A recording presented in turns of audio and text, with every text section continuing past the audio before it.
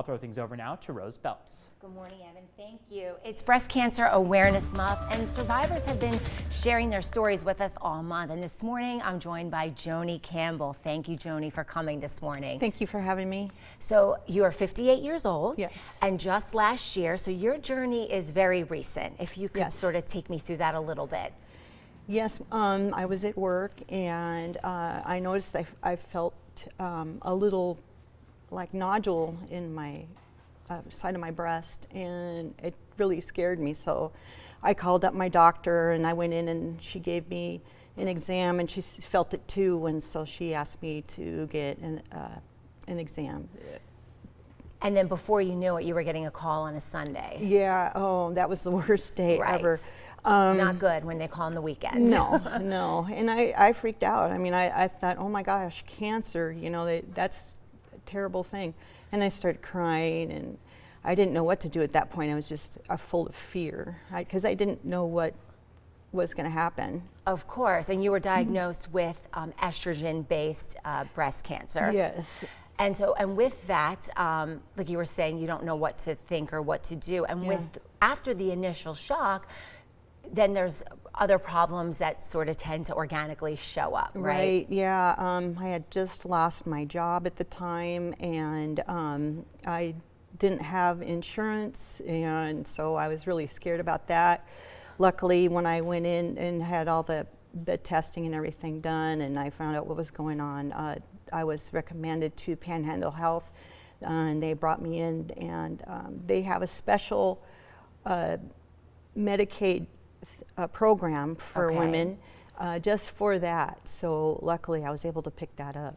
Luckily, and then with your job, I know you were concerned about your home, but everything worked out because you have a Habitat for Humanity home. I do, yes. Very cool, very nice. And then, but then all of a sudden, with that, you know, you were able to keep your home, but then things started to shift a little bit, you noticed, if you'd share that. It was really kind of cool. Actually, well, my friends, of course, gathered around me, especially one, my friend Joni. She helped me to bring me to my appointments, and when I got my surgery, she was there for me. But also the community was there. I had gone to the Croc Center at that time, and I just kept running into people randomly. It was like they started coming out of nowhere, and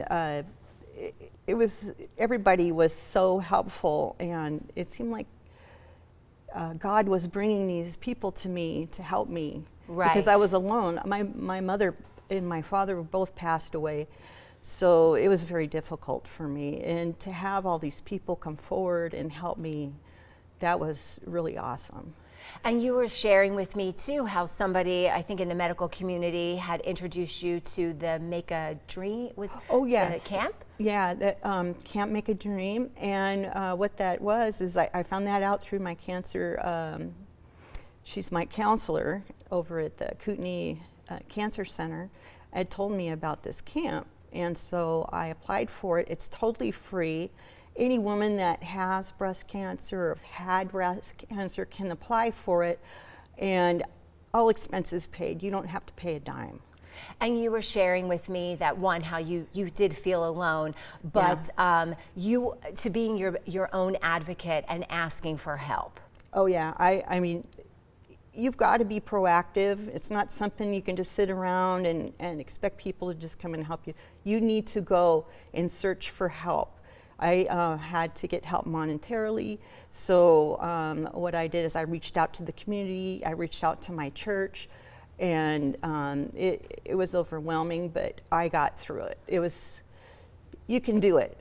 Okay, so for somebody sitting at home, maybe just that first step, first phone call, don't be afraid to do it. Don't be afraid to ask. Great. Yeah. Well, that is very valuable information for people watching who might feel alone. So for the sake of time, we got to wrap, but we're going to talk more after this. All right, thank you. So thank you, Joni, and we will be back with more Creme 2 Morning News after the break.